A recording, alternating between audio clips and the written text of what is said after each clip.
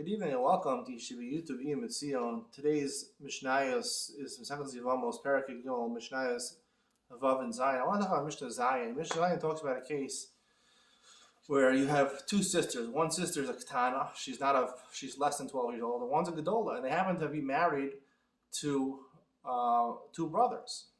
Two sisters are married to two brothers. And the last case in the Mishnah is Meiz Bailish al Gedola. The older woman, the woman who's above 13 years old, above 12 years old, her husband dies. And now she's going to fall to Yibum for the brother who's married to her sister, who's a Ketana. Now, really, the mitzvah of Doraisa of Yibum only applies by Gedola, by a woman who's above 12 years old. So what do? There's three different opinions. Rabbi Elazar says,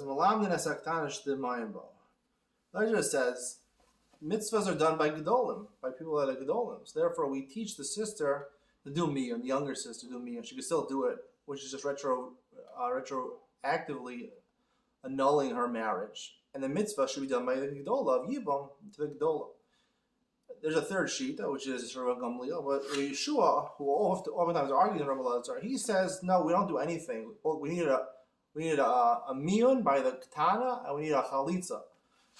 So he says basically that, motis ishto beget, you divorce your wife with a get, and eishes achav bechalitza, you do your wife's sister with chalitza. He says not to do miyun at all. Miyun is a bad thing, it's not a good thing to do. Now I want to talk about this machlokes Rabbi Elazar and Rabbi Yeshua. Now, technically, Rabbi Elazar and Rabbi Yeshua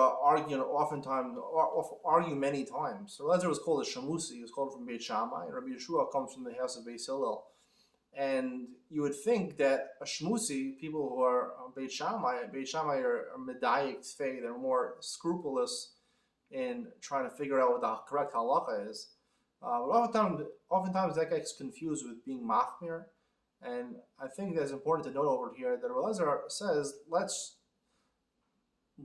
these people live normal lives. At least let one of them be involved in the marriage.